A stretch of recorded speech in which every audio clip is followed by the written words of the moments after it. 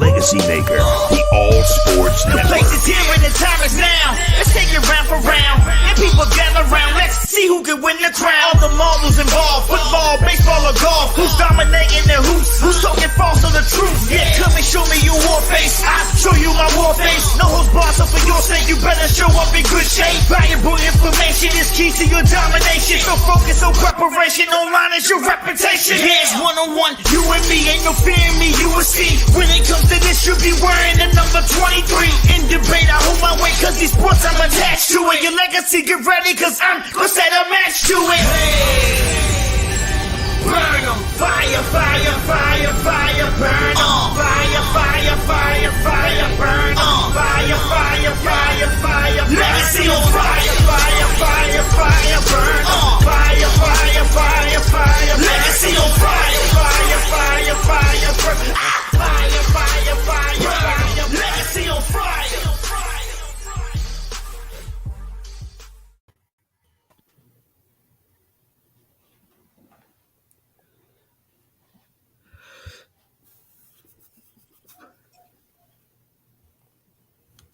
This week's panel: Jay Quimby, Lamonte Thomas, James Brown, and Cody Stewart.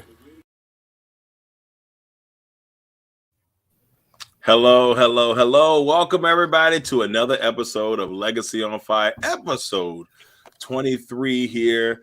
It has been a glorious time since the last time we've been on the air. A lot has happened in the sports world, and we're here to bring you some of the heat, ladies and gentlemen, today here from the fire pit. I went regular today, Jay. We'll go old school today.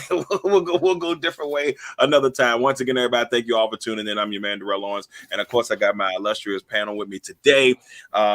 Before we get started, though, I want y'all to make sure you go check out the Legacy Maker Sports Network on your social media accounts. We got some great content coming out there on all facets. You know, we got the podcast, we got Legacy on Fire, we got articles, you name it, we got it, we do it. Just make sure you check us out. My man Rob Johnson got some good stuff coming out here. Ram Talk starts tomorrow night. Make sure you check that at 11:30. Big game tomorrow. Richmond and VCU tomorrow at the Siegel Center. It is going to be crazy in that house tomorrow night. And then, of course, Rob's going to be dropping also some like draft picks. We got our draft show coming in a couple of months. So just be ready, y'all. We got some good stuff coming down the pipe here. But tonight, Legacy on Fire. Let me introduce the panel as always. First, I'm going to introduce the man, myth, and the absolute legend, the co-founder of the Legacy Maker Sports Network, Mr. Jeremiah Quimby. What's up? Oh, it's like that, Cody? I love you too, bro. I'm going to shine your head.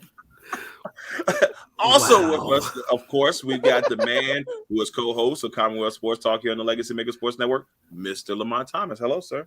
What's going on? It's episode 23. I heard you say. Can't help but to notice that. Oh, yeah. And guess whose birthday it is today? Jordan. Jordan's birthday. Coincidence? Yes, I mean, I'm just saying it is the GOAT's birthday today. That's right. right. I know LeBron fans are not going to like that, but that's okay as well. That's Also with us, our man correspondent does a little bit of everything. Great articles, ladies and gentlemen, leading up to the Super Bowl and afterwards. Our man, Mr. James Brown. What's up, James? What's going on, man? You know, another week back at it. You know, having a GOAT show for the GOAT today. So we'll see what happens. That sounds about right. And of course, our social media guru, Mr. Cody Stewart. How you doing, sir? What's going on, fellas? I'm ready to jump into this thing, man. Look, I'm telling you, we got a good one today for you. Of course, we got to start this one off, ladies and gentlemen. Quick takes, and we're starting off with our Super Bowl 56 recap. Now, of course, you know, we finally got a chance to see the Super Bowl. I mean, it was a big event. You know, we had everything, halftime show, you name it. We had a little bit of everything going on for that. So it's an absolute honor to be able to do and bring you our thoughts from the Super Bowl. Is everybody okay? Hey, Darrell, I just want to point out one thing real quick. What you do a real good job of keeping your face straight and just talking because wow. Are you frozen? Okay, all right. Yeah, you on Elsa mode. I thought that I didn't know what y'all was talking about. I was like, bro, I don't even know what's happening No, right you now. were frozen. You were like, I didn't even know what happened. Look, that's the power of technology in front of us. But let's go ahead and talk. We're going to start our quick takes, ladies and gentlemen, with the Super Bowl recap, and we're going to get into that today. I'm going to start this one off with LT. LT, what were your thoughts on Super Bowl 56? I did feel like, first off, it's only right that with the great games that we got in the playoffs this year, one of the greatest ever, that it ends on a 15-play drive where the Rams are down 20-16 to win. I mean, the 3 penalties in a row on the Bengals, tough, but I felt like they warranted. I mean, even the holding call that everybody's talking about, you can't grab the receiver around the waist, even within the 5 yards. That gets the flag all the time. I don't know. I thought it was great, for Stafford to have his moment in the sun, for Cooper Kupp to get the love that he deserves, because this season he's been absolutely remarkable. All the Rams players that deserve it, Aaron Donald, Von Miller, Beckham. I was glad to see it, man. It was a great one. Definitely. I mean, it was definitely fun to see. Crazy game to the end. Cody, what are your thoughts on Super Bowl 56? Of course, I'm happy to see my boy Stafford get a ring, of course. But if Odell doesn't go down in that game, honestly, I don't think it's close. I really think that the game ends up being like 34-17 or something like that, because you could tell once Odell went down, the Rams offensively, they weren't able to really move the ball. They were able to get maybe past midfield a little bit, but outside of that, they would just stall. But that defense for the Rams stepped up in a huge way towards the end of the third quarter into the fourth quarter. If you look at it, when the Rams got the field goal to tie or to bring it to 20-16, the Rams defense forced the Bengals to go 3 and out 3 straight times. So, I mean, they were just able to kind of take away that momentum that the Bengals were able to get in the beginning of the third quarter, and Aaron Donald came through. Very aware of the clock there. Mr. Jay Quimby, give us your thoughts on Super Bowl 56. I loved it. The only problem I had with it was how do you miss the false start when both the tackles are off the line before anything happens? I mean, that's an obvious one. But, the holding call, I agree with what Lamont said. And then you look at the Bengals. The Bengals have Joe Burrow and a great wide receiving core. Some in the front 7, but that secondary besides Jesse Bates, they suck. I mean, Eli Apple, they might as well have me cover than Eli Apple. He brought it on himself. I mean, he did. 100%. It was bad. I mean, it was big boy bad. And then, Burrow being sacked, 72 times? It felt that way. And having structural damage in his knee. They've got 2 areas to fix, but the Bengals have something to look forward to. All right. I stopped talking so you can You went over by a second, man. I'm sorry. And look, I was very nice last week. I'm a little trigger happy today. I apologize. James, what are your thoughts on Super Bowl 56? All in all, man, I thought it was a great game, great way to end the year. I will say the refs, they missed a few things though, man. I mean, I don't know how you missed Jalen Ramsey getting his face tore off by T. Higgins on a 75-yard touchdown. I don't know how you missed that. And then I know everybody's upset about the Logan Wilson call, but I'm like the play before. The linebacker clearly just holds up the running back out of the backfield on the angle route. And like Stafford even threw the ball that way, and the refs was like, we didn't see anything. So it's like, I don't know, man. There were some questionable calls all around. But, Rams pulled it out. Didn't get to talk to him this week on the phone, but I did get a text from Odell saying, happy that he pulled that thing out, staying away from the boats work. He's a little bummed about the knee thing, though, but he's like, I got that ring. I got a chip. We'll rehab this thing out, see what happens from here. So I was like, man, it's all good in the end. You established what you came to do. You got hashtag boats and hoes. I mean, season over with now. Go ahead. Why? Oh wait, he got a baby on the way though. Don't no hoes are there. Just boats. Look, real quick on mine, I would just say that I felt I was this close. y'all. I said 26-23. It was all there for the taking. All I needed was Joe Burrow to make magic happen. But what can you do when your offensive line say, Hey. "Oh, Aaron Donald, come on through, sir"? Go Literally.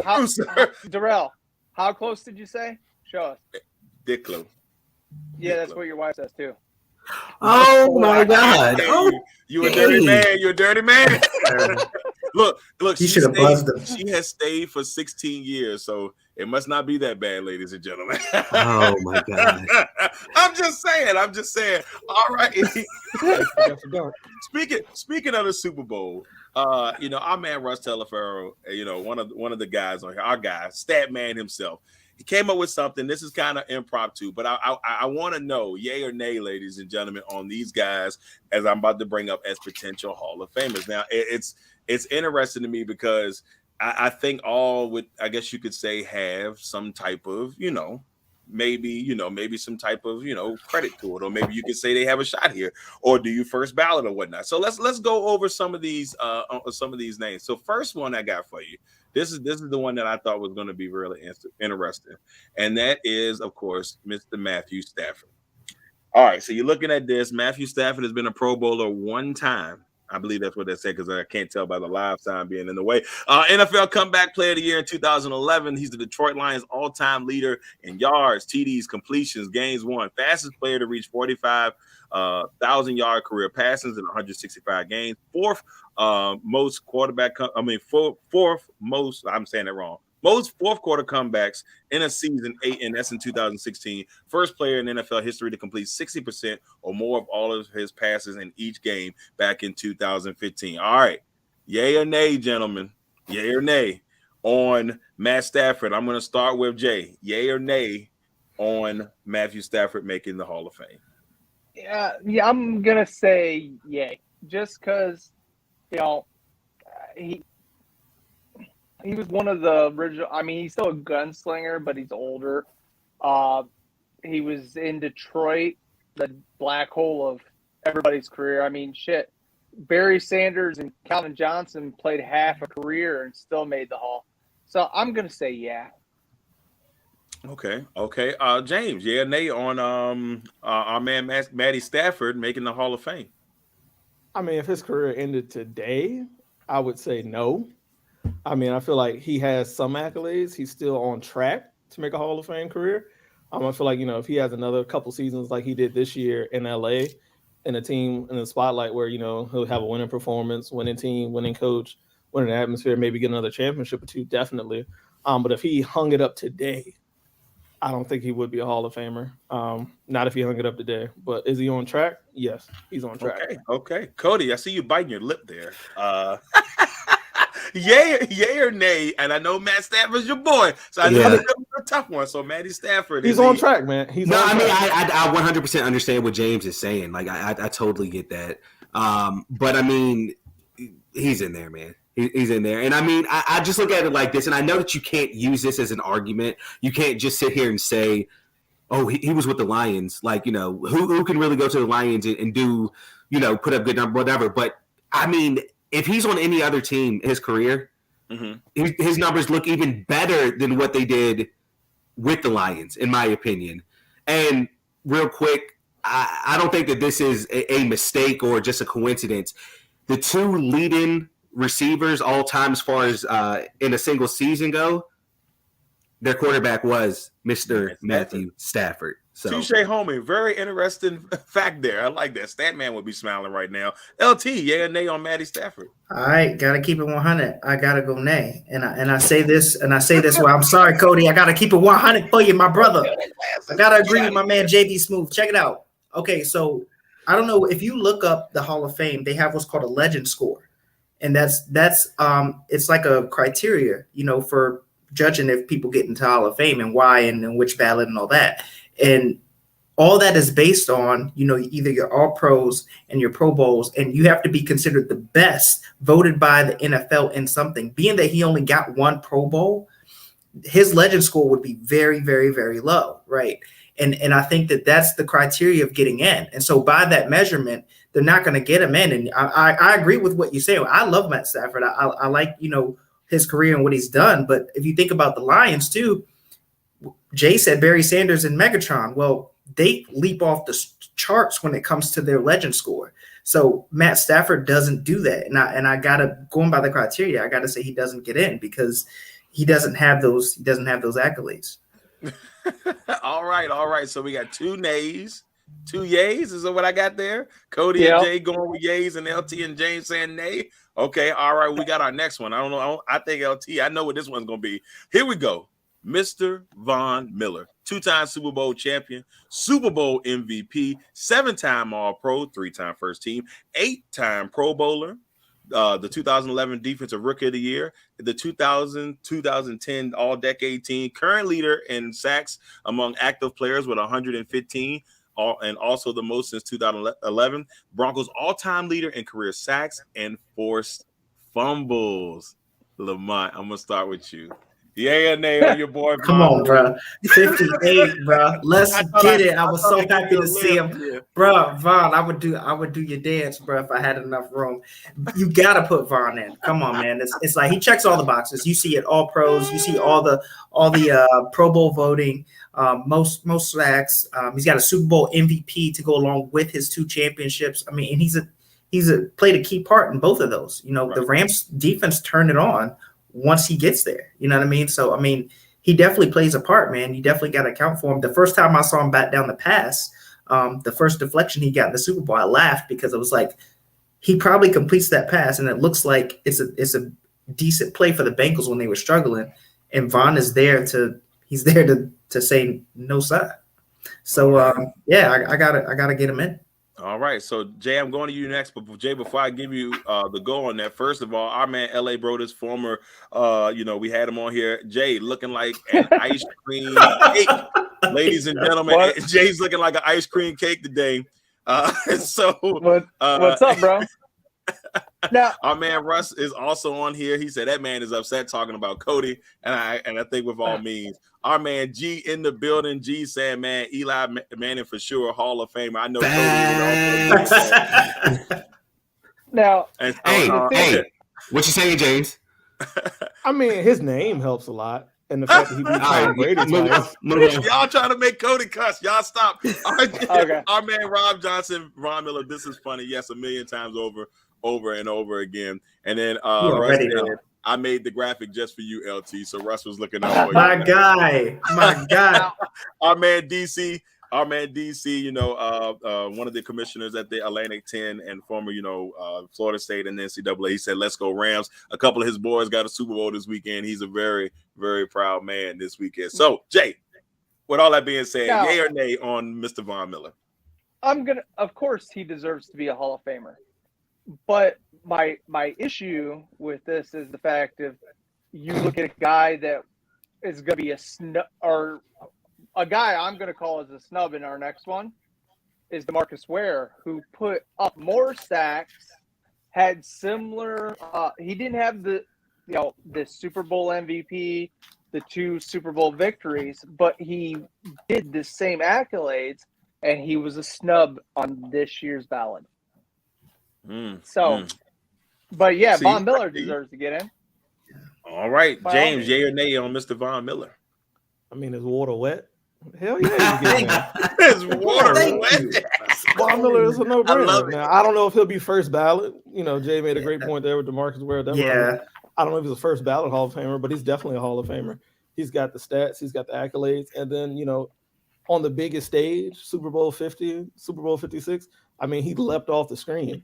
I mean, we still remember him forcing the ball away from Cam Newton and Cam making that business decision like, not today.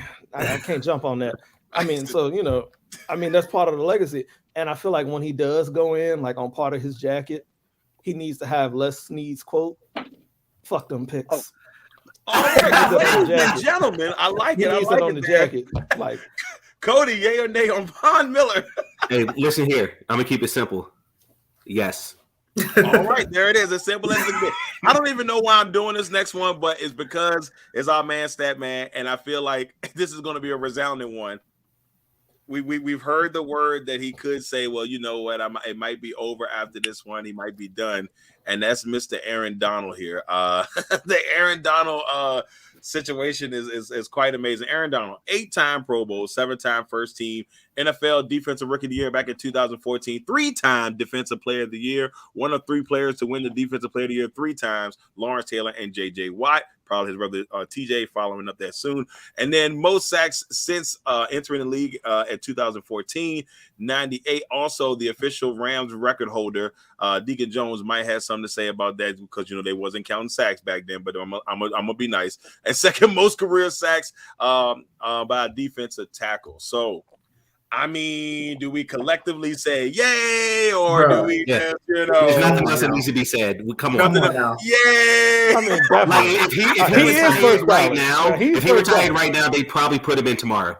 All right, that's what I was about to say. So we all agree first ballot? Yes, Definitely. Okay, first ballot. Yeah. All right. So thank you, Russ, for that one. We truly appreciate it. Now we're Size him gonna up for his Hall of Fame ring too while you're at it. right. So we're Look gonna, at Darrell. Look at Darrell's did I face. freeze again? Oh no. Oh no. I look Oh, that's goofy. not a good angle. That was a bad angle. I looked like I was hunting rabbit. Ladies and gentlemen. All right, next one. We're going to talk about the Super Bowl halftime show. Now, this thing has really taken a light of its own because I feel like you start to hear the Kaepernick type feel. You start to hear, you know, all the injustice. You start to hear all of that ramblings. It's felt like the halftime show became political, in my opinion. But I want to hear it from you all. We're hearing that the Super Bowl 56 halftime show. I heard a lot of people in my timeline on Sunday saying, hey, this is the greatest Super Bowl halftime show of all time. Now, I'm going to give y'all opportunity to say yes on that, you know, if it is. And if not, you got to give me your favorite Super Bowl halftime of all time. So with all that fun stuff being said, I'm going to start with you, Cody. Was this the greatest halftime show of all time? man. You know what? Just because of who it was, I'm gonna say yeah, man. Come on, Dre, Snoop, Eminem, Kendrick. 50 comes out. Like, I mean, dude, the only thing they were missing, in my opinion, was I really thought that they were going to do some sort of hologram of like Tupac, and I was hoping that maybe Ice Cube will come out or they do a hologram of Eazy-E for NWA. But I mean, this was the best halftime show to me. I will say a very, very close second in this. It was when Prince did the halftime show back in, I think it was 2007 when the Colts played the Bears, I believe. Right. That would be the very close second for me. But yes, I will say this was the best halftime show of all time. Awesome. Okay, James, before I go to you, I gotta read this comment because my man G is a trip. G says, helps a lot. I officially don't like James. James, come on, man. Yo, shout out to G, bro. Shout out to G. He entitled to his opinion just like I'm entitled to mine. Don't mean he's right. Don't mean I'm right. Shit, he got his voice. That's JB Smooth. So James, go ahead and give it to me, man. Like, was this the greatest halftime show of all time? Man, I'm gonna say yeah, because like for a lot of people, like this was the first halftime show where it's like every single act, like they grew up with it. They grew up listening to the music. They grew up listening, following the people on stage. So like for me, this was like the first halftime show where it was like every single person on stage, like you remember the moments, you remember the vibes, everything they brought back. Like Cody said, you had the great appearances. You brought out 50 Cent. I will say 50 put on a few extra pounds. I was afraid for a second when he was hanging upside down. Don't do that. Collapsing. Man, 50 put on some extra LBs, man. Thought he might be suiting up. But yeah, man, I say this is the greatest halftime show that we've seen. Bengals could have used him at left tackle. The levels of Left disrespect. tackle, The levels.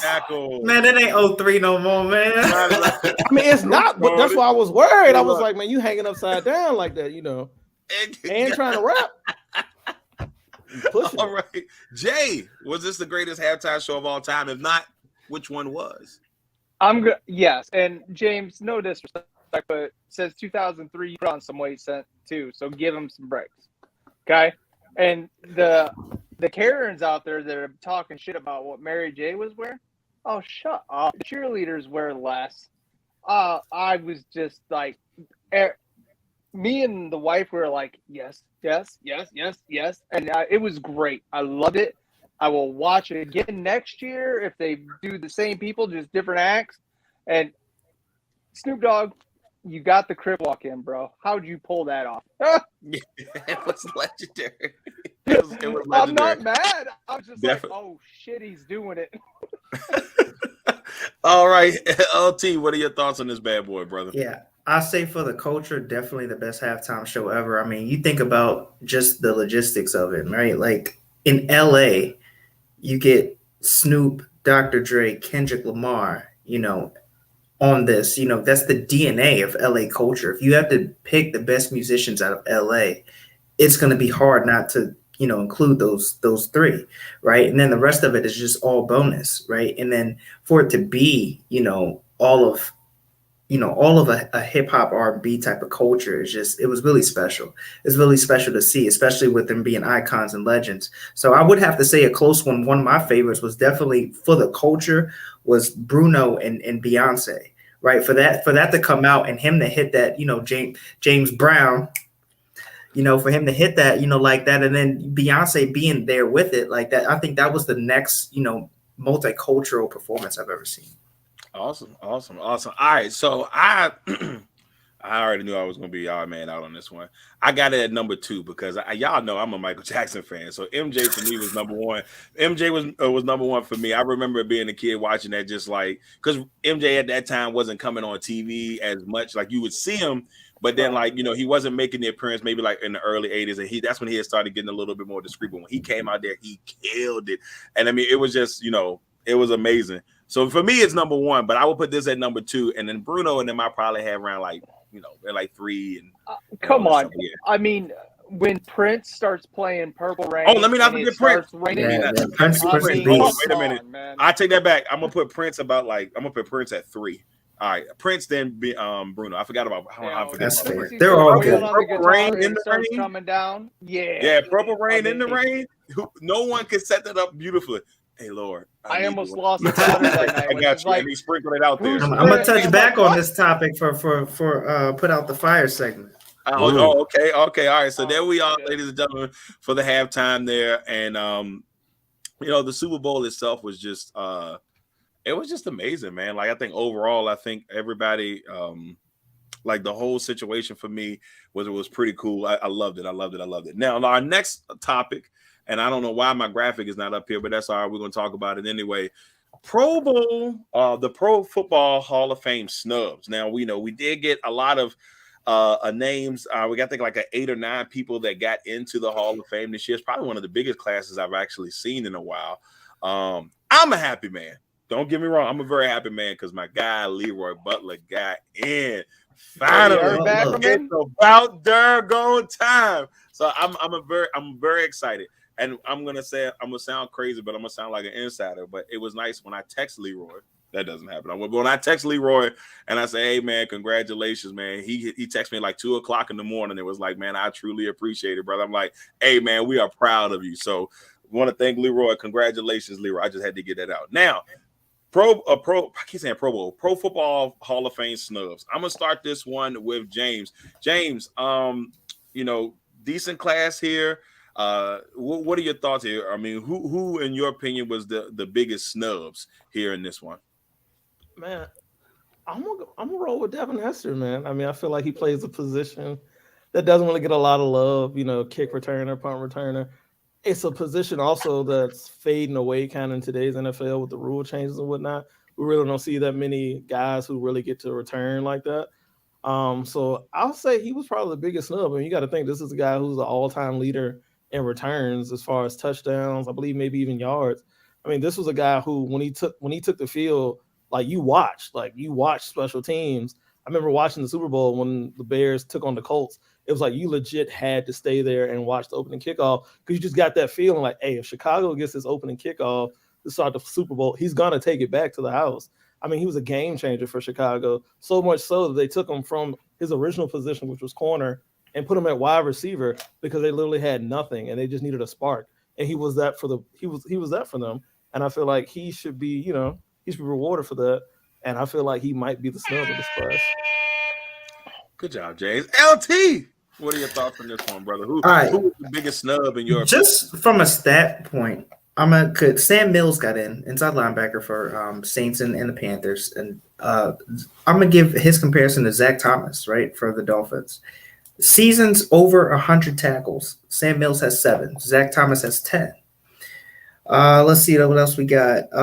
Sam Mills, his tackles, the amount of seasons over, or his highest season with tackles is 155. Zach Thomas, I'm going to read it. His next after 155 is 130 for Mills. For Zach Thomas, he has seasons of 165, 162, 156, 155, 154. It's pretty insane. They both have 20 and a half sacks career total. Zach Thomas has 3 more years, but they're pretty even on the turnover battle. And then when you get to defensive touchdowns, 4 each. So, I mean, and when you talk about the legend score, Zach Thomas's legend score is 47. Mills is 16, right? So I'm thinking it's got to be just off of how many times he's been a finalist. All right. Cody, biggest snub here, man. What we got going on? LT hit it on the head with that last part that he just said about, being on the ballot for so long. I don't know exactly how long you can stay on the ballot. I know in MLB it's like 10 years. I don't know how long it is for the NFL, but let's keep it.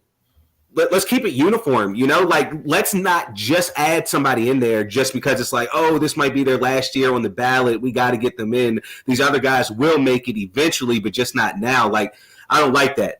I will say, though, I have 2 snubs. First is Demarcus Ware, 13th all time in sacks with 138 and a half sacks. And every single person above him played more years than him. So if he plays the same amount as LT, maybe he ends up with 170 sacks. I don't know. But I'm just saying he's won a Super Bowl. He was, I believe, a 4-time All-Pro. And another guy I think that got snubbed is Andre Johnson. I got to get this out. Real quick. Get him. All right, Get him. listen. Go ahead. This is what I'm going to say about Andre Johnson, okay? David Carr, Matt Schaub, Sage Rosenfels, TJ Yates, Ryan Fitzpatrick, and Case Keenum. Those are the quarterbacks that were thrown to Andre Johnson, and he's 11th all-time receiving yards by a wide receiver. Man, Sage Rosenfeld's name sounds like a unique perfume. And he did Cortland Finnegan. He did that, TKO. Shirt and All tie. right, Jay, biggest. Wow. I got a feeling I know where Jay's going. Jay, biggest snub. Well, I agree 100%. Devin Hester is a huge one. Demarcus Ware, I already talked about him earlier.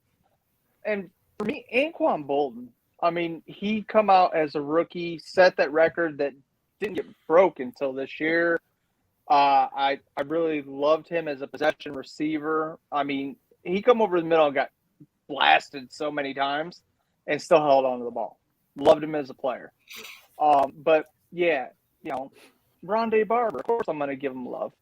He has more sacks than any other DB that go ahead and look him up. He's got more sacks, but he also played 17 years.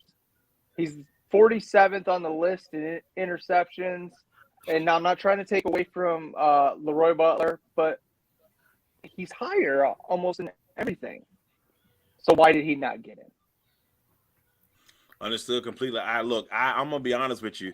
When I looked at this class, I said I think they just wanted to clear space for the next couple of years. If I had to be honest with you, because they had a lot of people in there. You're saying they don't get in soon, man. They got some groups of guys coming in, and I felt like that's the 22 class. Felt like let's get these guys that deserve to be in. Let's get them out. So let's get them in now, so we can clear the way for the next couple of years. How the hell did Baselli get in? I mean, I don't know how y'all feel, but it's something about Tony Baselli that Shad Khan made a donation. I know he has. He made the Pro Bowl 5 times, and I don't remember it. He might be the most unforgettable Pro Bowler of all time. He made was the there. Pro 5 or 6 times. I was like, I don't remember him being I just remember only thing I remember about him is being hurt. And I'm like, how is he always hurt and always an all-pro? Maybe I just didn't pay attention. The expansion draft. I just didn't pay attention, but man, take him. Yeah, the Pro Football Hall of Fame class of 22. Dick Vermeil got in. Pretty cool to see Dick Vermeil get in. I was cool with that. So it's gonna be interesting. Over the summer, I am making plans to go to this event. I am going to go check my guy. Like I gotta go. There you go. I know Jay's down for the ride. I And love shout out to Oh, Rondé, man, because he's one of the toughest pound for pound for sure. yeah, most definitely. Most definitely. All right, now we're going to do our last quick take before we head to our main topics, which are going to be NBA today. So we're going to swing to the NBA on that thing. But first, let's talk about Mr. Kyler Murray. This situation starts to get a little bit. Now, we talked about it last week, but it's funny because it went from the social media platforms, and now it's a little bit deeper. We're starting to hear a little bit more about how he wasn't the first guy in, and the first guy, last guy in, first guy out type of guy. So it's crazy that we're hearing all of this about Kyler now. And so I'm just want to hear from you guys and your thoughts on this. Cody, I'm gonna start with you.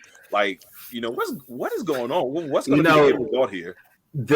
I think it was James that said it last week, or it might have been Lamont. One of y'all said something about the whole thing with Kyler unfollowing everything Arizona was because he's, trying to get the new contract.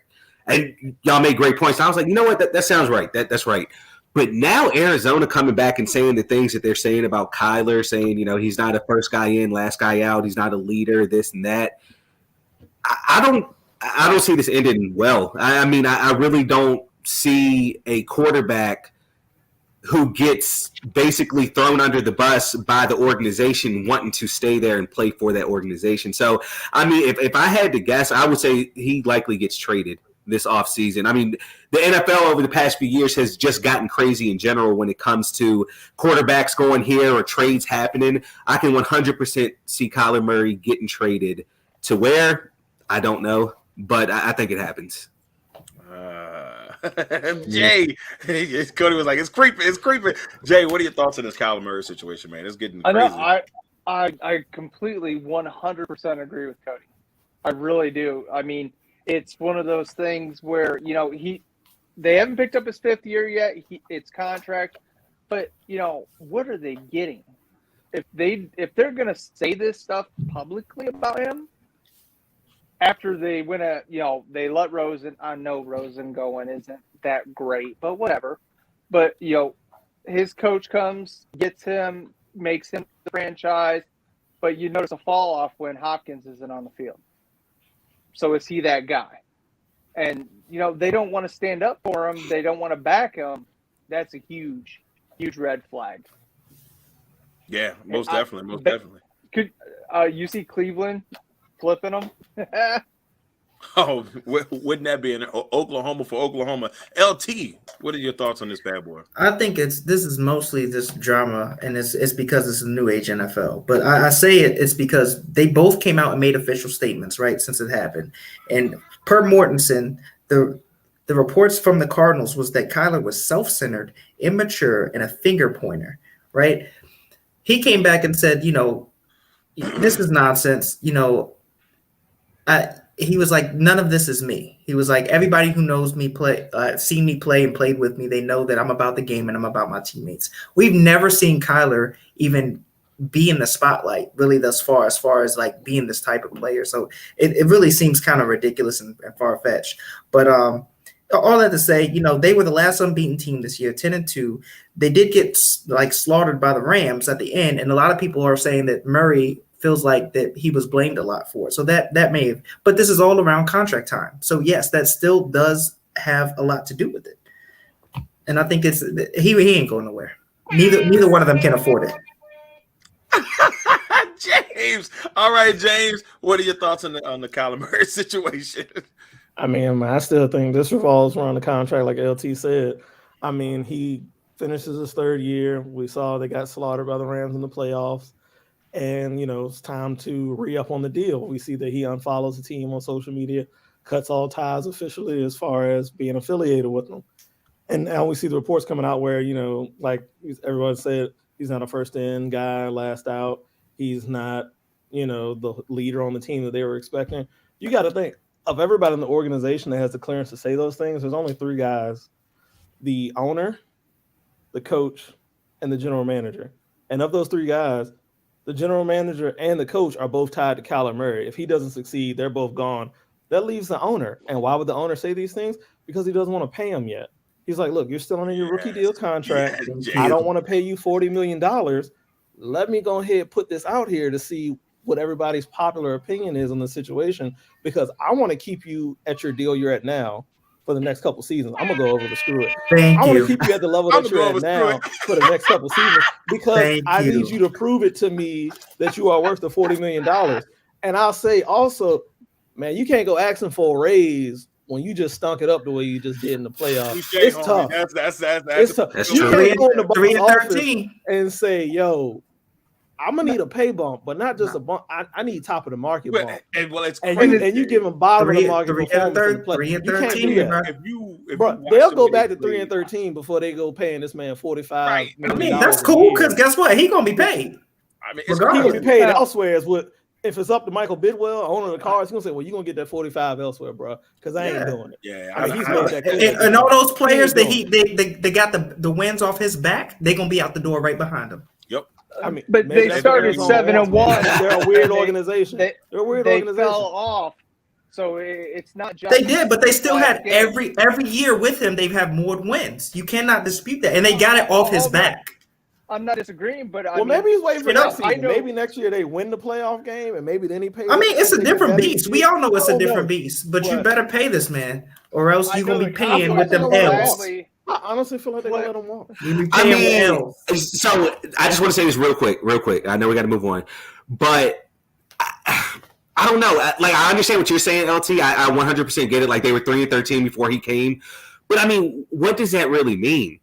You know what I'm saying? Like, what does it mean if, okay, well, I have a quarterback Win the that game. all right, so think about it. Let's look at it like this. Carson Palmer was able to take the Bengals to the playoffs, but you wouldn't see them wanting to pay him like crazy money because Carson Palmer didn't move the needle when it came to winning playoff That's games. true. But So did he with have this- Kyler Murray numbers? No, I agree. But also the league was different back in 2005 That's than true. it is in That's 2022. true. I'm just saying, not. yeah, I get what you're saying, though. you know, I get Also, it. to Cody's But point, athleticism, Carson no. Palmer got the Cardinals to the NFC Championship. actually he did. That's why very true. Michael Bidwell on the That- team? that is We're true. talking about 3 years though. One Kyler year, Murray right. had 3 double years glove, so far, double right? glove. Kurt got the He's Cardinals. only to the had- Super he's Bowl. only had And the 3 owner years. looking I hear at you, that. fellas. He's I looking hear at you. that. I hear man. you. 3 He years. said this man got us there with the double gloves. But What is with you in the gloves, bro? If you're a quarterback that wears double gloves, you're I can't stand it. just You're a remember, quarterback You know with what? double gloves. I can't. Colt McCoy still put up good numbers when Murray wasn't there in that system. So maybe, they're saying, well, we can do this without you. Colt McCoy ain't no I'm Kyler, not bro. saying Come on. I'm not saying he is. But it's something to say maybe you got to just fall in line a little bit and just go with the program. Yeah, I mean, he's gonna have to get over his, his feelings too. But both of them just need to have this mutual agreement because, like I said, it's neither one of them can afford it. Yeah, piston contest in public never works out. Exactly. Bidwell can afford it. He ain't trying to afford it. Oh yeah, He All can right, we're afford gonna it. He move on ain't to the trying next afford it. one. We're gonna head to the main topics here. That Kyler Murray got everybody fired up. I like it. Here on Legacy on Fire. Next one we're gonna talk about is, man, where are my graphics at? I'm getting mad now. But we're gonna talk about the current the current best player in the NBA. Now, obviously, for years, a lot of people said LeBron. The last couple of years, we've heard KD. We're hearing Giannis in here. But the game has changed a lot. And if you look at the landscape in the NBA right now, especially with the way I guess you can say with the rankings of teams and where players are, like, it's just very interesting. So I want to hear from the crew, like, who is the best player in the NBA? LT, I'm going to start with you on this one, man. Who's the best player, the most current, who's the best current player in the NBA right now? Right now, until he is dethroned, Giannis Antetokounmpo is the best player in the NBA. He's got the 2 MVPs with the championship last year. He took a really hard route. And, both sides of the ball, he offers more. Than these the other top tier guys. I mean, what can you say more about him? In the biggest spots in the game, he delivers, right? Ultimate defender. He's an ultimate competitor. You can't stop him. He does everything now. Giannis is the best player until I see otherwise. Somebody take him out in a series. It's Giannis. All right. So, LT, let's go do with, you get Siri to say the names to you and you practice? Because Damn. I know, Yeah. right? I am Siri. They just distort my voice. It's me. This man Oh. said, "I am Siri," and they just distort my voice. Then you better not repeat some of the questions I asked you.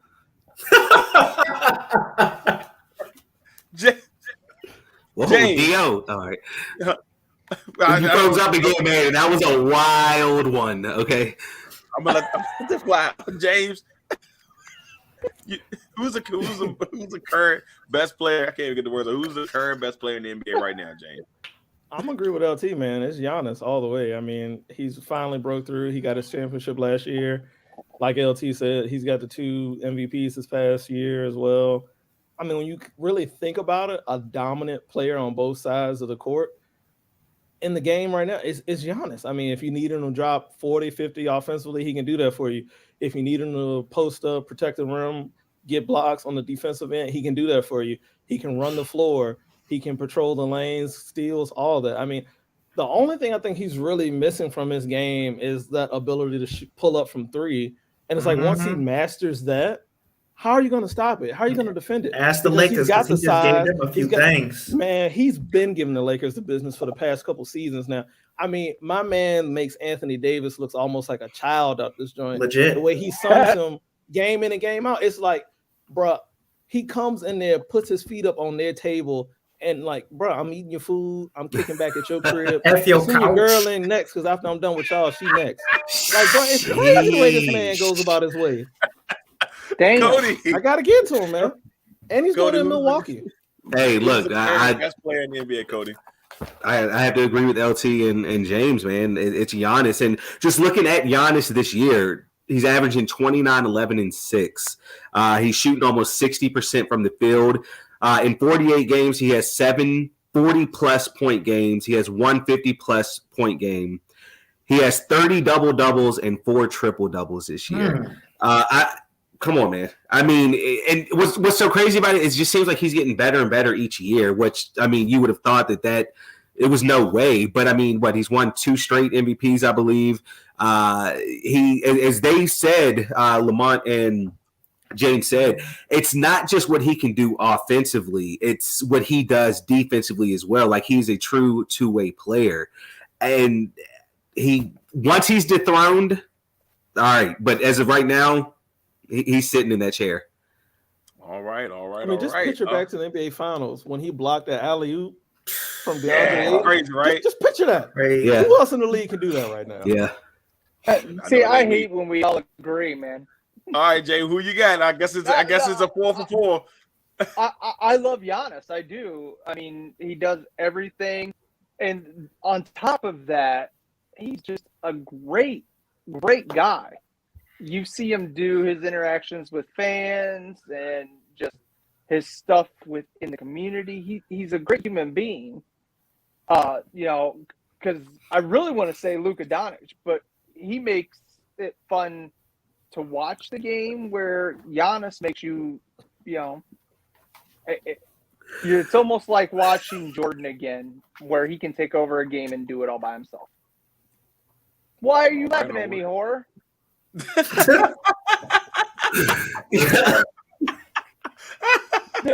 Maybe it was the Luka comment. I'm not gonna lie to you. What's wrong with Luka? He's weak, yo. Y'all chill out. Y'all just keep going. No, look. So I'm going Giannis, but it's like my heart wants. I love Steph Curry. Like Giannis is my one, and then Steph Curry is like my A1. I love watching Steph Curry play. He just, like certain people just change the game. He changed the You game. pass And then out, Luka, I'm gonna pay Eli $100 to draw a fucking. Don't you be enticing that kid? Don't you be enticing that kid? Yeah, that's for me though. But I'm going Giannis. I mean, it's just hard right now when the guy can just do everything. The NBA Finals last year proved a lot, and a lot of people want to say, "Oh, they were playing Phoenix," but Phoenix was the best team in the West, and they were amazing. Oh. They were amazing in that thing. He was absolutely amazing. So I guess we all agree that Giannis is the best player in the NBA. Now we're gonna stay in the NBA, and this next one, the league has been really different this year. Like it's such a wide thing. Like I feel like there's a couple of teams that could surprise people and make the NBA Finals. I think this one's going to be a little bit different. I don't see anybody super agreeing on this one. So the question at hand is, what's your current NBA Finals? If the NBA Finals started today, who would you have in the NBA Finals? I think Cody, I'm gonna start with you. Cody, I got a rematch, man, from last year. I got Suns versus Bucks, and I mean, the Suns, man, I feel like their only competition would be the Warriors, and if the Warriors do get fully healthy with Wiseman coming back and everything, yeah, they can give them a run. But Chris Paul, man, he just brings a different dimension to that Suns team as we saw last year. In my opinion, it's really the East that's so wide open because, you look from, I believe it's from seed 1 to seed 6 right now. They're all separated by maybe like 3 games. But I'm just looking at the Bucks team and how they're playing this year, even though Giannis hasn't played in every single game this year. And you look at their opponents, I don't believe in the Nets just because KD's health. Kyrie can't play in home games. We don't know how it's going to mesh with Ben Simmons right now. I'm not a big believer in the Bulls either, just because of Lonzo and Levine's health. And I know Levine's getting his knee checked out. The 76ers, we don't know how that dynamic's going to work with Harden and Embiid. And, did the Sixers give up some depth with Drummond being gone and also losing a good shooter with Curry? And I'm sorry to say this, Dio, but I don't believe in the Heat at all. They remind me of yet, man. We're not healthy. We ain't got Oladipo back yet. Oli's coming, all right? Oli's coming. We're not fully healthy, all right? So the Heat remind me of the Jazz, man. I mean, they're like a good regular season team in the playoffs. It's not going to do much. I'm sorry. I said it. I said it. I said it. Why you do that, man? It's disrespectful. Disrespectful. James, who you got going to the NBA Finals, man? I mean, I like what Cody said about making it a rematch, but for some reason, I feel like the one thing with playoffs when it comes to the NBA, and especially with this particular play, the Suns with Chris Paul, man, we don't know how healthy he's going to be down the stretch. I mean, each year he's had like some sort of injury that pops up during the playoff, whether it be the hamstring, the calf, what last year was the hand, maybe the shoulder. We don't know if he's going to stay healthy, and I feel like it's going to happen again this year. I hope it doesn't, but I feel like it's just a formality at this point. And I feel like, honestly, we could see the Bucks versus the Warriors. Maybe the Warriors start to reclaim their dominance over the Western Conference. I mean, they got a lot of young guys they've integrated into their group. Steph's still there. Clay seems like he's coming back strong from injury. I think we could see Warriors versus Bucks this year, man. Warriors versus Bucks. Jay, who do you got going to the NBA Finals? Cody, you get a chance to talk shit about one of my teams and you left them out. What about the Cavaliers? I'm not saying they're going to be – that's a fuck off.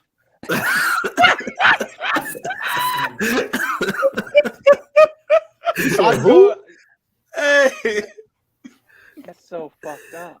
Anyways, I'm going with Milwaukee, and I think Golden State gets healthy. I agree. I question Chris Paul's health, and I mean he's older than me, so shit. I have problems putting my pants on in the morning, let alone running up and down the basketball court. But yeah, fuck you, Drew. I'm sorry. You're the one that said it, man. I'm trying to tell me you ain't got that problem. Look, I can't even move. Look, man, the kids that I did, the kids that won the state championship. They asked me to do it. They wanted me to be in their Falcony basketball game, and I'm like, I don't know, man. Like, I don't know if the knees gonna hold up. If I go out there now, I hope y'all got the ambulance on cue. Get that Ben Gay going, man. I don't want to hurt him out there, Cody. I ain't prepped for it. I saw the one kid who was 6'6". He might dunk on me, man. I ain't got time for that. I ain't got time for it. It's 10 degrees one day, and the next day it's 70. It's like, what the hell? Right. I don't know what's going on. LT. Mama mentality. Get buckets till I die.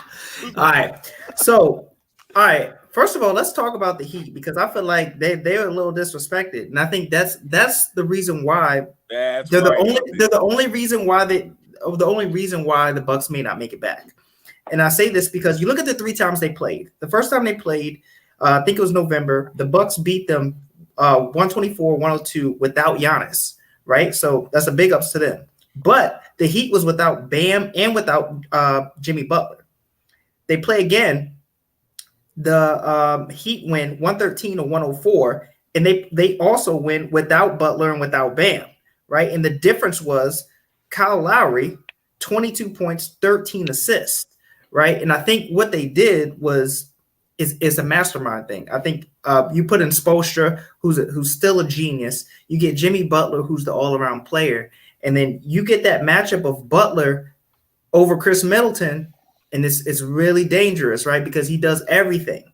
So you got that, and the combination of Lowry, who also has a lot of playoff experience. I really think they can do it. It'll be tough to, again, Giannis is the king until he's dethroned. But yeah, I think the Heat can do it with that combination. Then you switch over to the Western Conference, and I got the Warriors. I think, with them being fully back healthy, having Clay back, and you have those basketball minds. Again, Steph usually cooks Chris Paul in the playoffs. So we got to remember that if they're going head to head. And then you got Steve Kerr and you got Draymond Green, who's a coach on the floor. People really underestimate that. The first time the Suns play the Warriors, the Suns beat the Warriors 104-96. Of course, there's no Clay. And Steph has 12, 3, and 2. Right? That's a terrible game for Steph, only having 12 points. The next time they played, December 3rd, the Warriors beat them 118-96. The difference, Draymond, instead of trying to score more and try to facilitate more, he gets a stat line of 9, 9, and 9, which means he takes more. He takes rebounds out of Giannis's hands, right? And that gives them more possessions. Third time they play, Christmas Day, same thing. He comes back and has like a stat like 8, 10, and 9 or something like that. The Warriors beat them again, 116-107. I just think when it comes down to the basketball minds, the Warriors will figure out the Suns in the 7-game series. And I got the Warriors. I got Warriors and Heat. All right. Well, Lamar, you took mine. I'm going to have to start studying this because I've been waiting for baseball. Cody, just be on the lookout. It's going to be a series. Yo, hold on. I have to say this. Can I please say this? Listen, because Jay brought up baseball. Did y'all see the thing that I posted in the group? I did. I see that. I saw that. Did you see it, Jay? Oh yeah. No, I haven't seen it yet. All right. Well, let me just read it off real quick so that the viewers can hear it. But apparently, there's the last meeting. No, it's a new playoff format on the table for baseball. No, yeah. Read it away. I love that. So it's going to now be 7 playoff teams per league. Okay. Now. The top seed in each league gets a bye, which is definitely weird because we're not used to seeing that in baseball. And then the top remaining seed picks their opponent in the first round. So basically the second seed in each league picks who they want to play. Then the third seed in each league picks who they want to play out of the remaining teams. And what happens is that first round is a 3-game series where all 3 games are played at the home of the top seed. So it's no like 2 home, 1 away. They're all played at whoever has the best record. That's crazy. Yeah. That is crazy. That's intriguing to me. Oh, I love it. But right before we came on, they had another meeting, if that's what you want to call it. Our show, one of our segments for our show was longer than the meeting they had. It was like 10 minutes. That was it. They walked in. They upped the players union upped the amount of money that they want, and said peace and walked out. I mean, I at the rate we're going, I don't know if we're going to get baseball season at all. I mean, the owners got it all. And then the Matt Harvey, did you hear about that? Yeah, they got like 60 days. You get 60 games? Man, it's crazy. Well, the Tyler Skaggs thing, I mean, I don't think he'll play in the Major Leagues again because, I mean, taking somebody's life that young, no, that's some dirty shit. Sorry. All I know is, with all that, if the playoff thing helps Seattle get in the playoffs, that's all I care about. I don't care. I don't care who picks them. I don't care. I don't care how it happens. Just let them get in so we can end the streak. That's all I You care sound about. like I don't care we win the game. I don't care we win the game. I just want to get in. And then we'll sorry, worry about it. LT, but doesn't he sound like those Bills fans up till about But 3 you know years what, though? ago? Because I'm feeling the pain. Go to We bed, haven't- Dad. We haven't Go made to the playoffs bed, since Dad.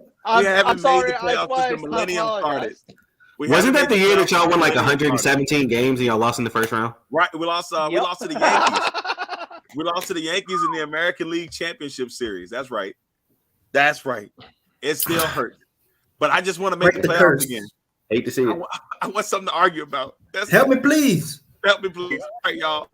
You know what time it is. Fire, fire, fire, fire, burn on. Fire, fire, fire, fire, burn on. Fire, fire, fire, fire, legacy on fire. All right, y'all. It's time to put out the fire.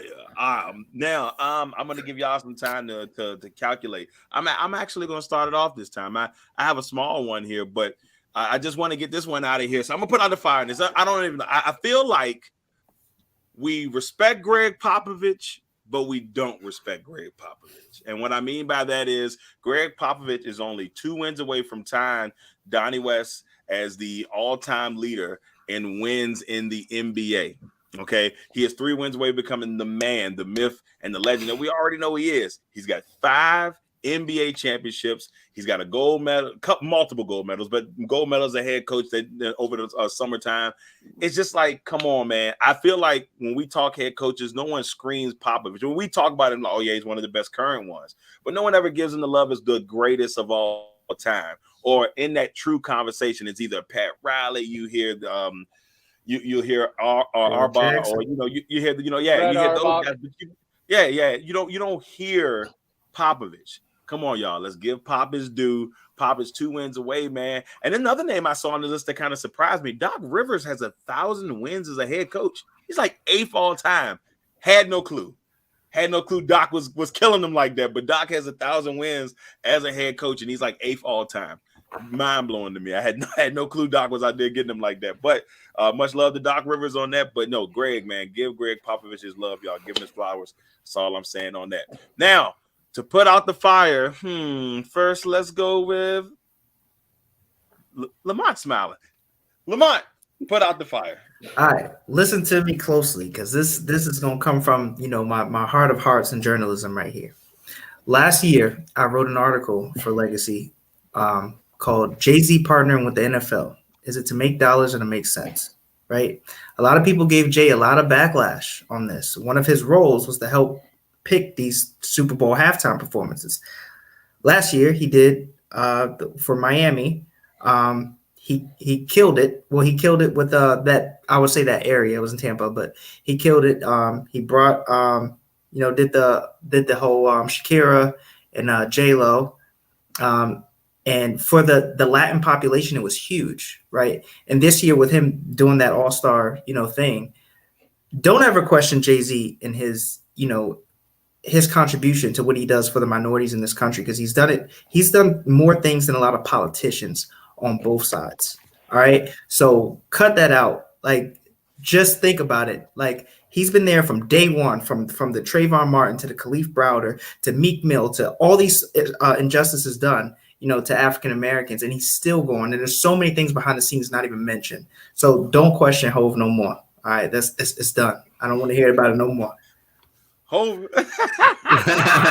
It's the rock. No question Hov anymore, ladies and gentlemen. Let's go. All right, Cody, put out the fire, sir. Hey, y'all actually helped me with my put out the fire, because a few of y'all were talking Pro Bowls and stuff, and I got to be honest, if we want to talk Pro Bowls back in like the 80s and the 90s in regards to that being some sort of, stat that proves that you were a good player, I'll give you that. But in today's day, since maybe like 2005, especially in the NFL and the NBA, where they tried their best or are trying their best to get fans more involved with this, and the fans vote weighs like, 25-30% of the vote, it becomes a popularity contest. So when we're talking about, great players and we're talking about, they're all pros, okay, got it. The all-decade team, all right, sure. But in today's day, I don't think Pro Bowl is something that we can use to say this guy was the best of the best, just for the simple fact that it's so much popularity in this because of the fans' votes. So that's what I have to say about that. All right, Cody. Look, I saw this real quick in the comments before we move on. I just got to throw this out there because I saw this in there. I almost had to laugh. Now, I know a few seconds ago we were talking, and I love my man Rick. He's been a huge supporter of the network for years. And my man put this out in the atmosphere. NBA Finals now. Here it is. I'm just going to let the comments. Man, go ahead on, bro. They'll be playing for the first overall pick. God damn. But they won't be in the NBA Finals. I think that's what my man Rick. I love you, Rick. Man, I couldn't help myself. Hey, Rick, you're supposed to make that shit in a different building than what you live in. Oh my God, that's a elimination chamber. The loser no longer has a franchise. That's the championship game for the NIT. Like, what are we talking about? Jay, put out the fire. You don't even know who to pick on 2K. No, see, Darrell, I sent you that video clip from Hidden Figures, right? Right. You remember that? Yeah. And all that did was piss me off because send Darrell this thing from Hidden Figures, which happened in 1962, or based off of that, about where the woman in the room, the smartest person in the entire damn building, she was black, and she had to go across campus to use the bathrooms because they didn't have black bathrooms. This is 1962 and we had this problem, and this is a whole different fucking millennium, and we're still having this problem in the NFL with coaching. And this is just bullshit. I mean, I remember hearing stories about, because I honestly asked my dad why there wasn't that many black quarterbacks in the league when I was younger. And then my dad explained it to me, because they're not smart enough to get the playbook. That's what they. What the fuck? Really? The players, they come out, they make the game, they understand the game better than most anybody. Just because you've got a jersey on, don't make you a fucking pro. And you're not gonna let them coach. You guys are a bunch of fucking redneck jackasses. I mean, it really pisses me off. You know, I understand, like, I don't think Ben-Ami will be a head coach because Andy Reid calls a lot of that offense. And I think Ben-Ami just doesn't feel comfortable leaving. He's happy where he's at. So let him be. But they're not looking anywhere else. Like, I've seen, you know, Aaron Glenn's coming up. I love that. Sam Madison got a promotion. I think all of that is amazing stuff. But what the fuck took us so long? Yeah, it's still a struggle out there in these streets. James, put out the fire, brother. Tough to follow that one up. Man, tough to follow that one up. But I'm gonna propose an idea that I believe Cody brought up in the group chat to kind of help the NBA get some ratings, you know, get some more clout, get some more eyes on the game. The NBA draft lottery, I believe Cody brought up. He said that it should be televised, but not only should it be televised, we need to see the actual ping pong balls going around on the machine and how they actually churn out. Because, you know, we know everybody stands up at their podium with their little rabbit's foot or whatever they decide to bring up to bring them good luck to hopefully get the first pick. Nobody really cares about that. We want to see how the sausage is made. Put on the ping pong balls. Bring it out. Let us see it. Spin that joint around. Bring Vanna White back. Somebody. Have him bring it around a few times. Let's see how it's done. Go ahead. Bring out the draft lottery on TV, man. I believe everybody is adult enough to be able to handle some ping pong balls after all the other crap and stuff that we deal with. We can handle it. Speaking of the rabbit's foot too, the Knicks need to change their moniker, whatever it is, because with the draft they just the Knicks need to change a lot. I'm sorry, Cody, I had to put it out there. Man, you know how it's been with y'all in the picks, man. It's just it hasn't been right. But now y'all looking good. Is the show almost over? Is the show almost over? Hold on. Y'all looking good right now, though. They're looking good. What you mean they blew a 28-point lead to the Nets? With no Kyrie, no KD, I wasn't going to bring that up. No Ben Simmons. I wasn't going to bring that up. Y'all we lost by 10 to the Oklahoma City NIT champion Thunder. You know what I'm saying? We blew a 20-plus point lead to the Lakers a couple weeks ago. Like I forgot about Cody. I'm sorry. Can I say come on? I had no idea Taj Gibson still played basketball. Yes, he somehow did. You were more life than the guy that's getting an NBA check and a Social Security check. I never seen it. Never seen it. I mean, I had no idea the man was still playing. It was like Taj Gibson is getting minutes. Yo, my man still look like this 2K character from 5 years ago, bro. Like, he was getting up there. Get out of here! Get out of here! The Knicks, man. Look. They had so much trouble last year. I heard that stat this morning. They said it was the first time that a team in NBA history has blown 3 20-point leads in a month. Yeah, I thought it was a joke. I was like, that's not happening. But look, man. Cody, just call Eli in the room and let him kick you in the nuts. That might feel better. Wow. That might feel You're probably better. right, though. You're probably right. They keep bringing it up. I was like, damn. Another thing. Does Zion want to be in New Orleans? Does Zion want to play basketball? He does for the food. Come on, bro. The food. I mean, because what the other say he might need a second foot surgery? I mean, I don't know. I feel like. Well, ladies like and gentlemen, Zion that sounds like a Zion topic for started to next look week. like That sounds like a topic for Demarcus next week. Russell. He's like, oh, that looked good. That definitely sounds like a topic for next week on Legacy on Fire. Ladies and gentlemen, that is it for episode 23 here on Legacy on Fire. Once again, I'd like to thank my illustrious panel for joining us for another round. Before we get out of this bad boy, James, anything you got to say, brother? Another great week with the fellas. Can't wait to do it again. See what we got in store next time. All right. LT, anything you got to say before we go? Nah, man, we killed it as usual. I'm glad to be on one of my guys. We'll see y'all soon, man. Most definitely. Jay, anything you got to say before we get out of here? No, just God bless, love your people, and yeah, I'm actually at midnight. I'm going to be under 30 days. What? It'll be 29 days. Can't you count, Darrell? You got the. I can count, man. I'm sorry. I just. Cody, you got anything you got to say before we get out? As usual, another great episode. Being around y'all outside of Jay, y'all make me smarter when it comes to sports. So, just another good week, man. Look, hey, I just double-barreled you. Everybody, thank you all for joining us for another week here on Legacy on Fire, ladies and gentlemen. We appreciate you. Remember, when you get an opportunity, go out there, check out the Legacy Maker Sports Network. Check out our website at www.legacymakersports.com. Check out on all our social media pages. We got 30 days left before we have the Legacy Maker Wedding event of the year, baby, and it's going to be phenomenal. Two of the best people I know. Oh, and of course, Monster Minutes returns this weekend. Let's go. Let's go, baby. So glad to have Beck back in the building. I know she done had a nice little vacation, but she's ready to roll, ladies and gentlemen. So once again, everybody, I'm Darrell Lawrence. We got LT. We got Cody. We got Jay. We got James. And I heard somebody say they're itching to get back, but I think y'all know who I'm talking about. Ladies and gentlemen, once again, thank y'all all for tuning in. Until next time.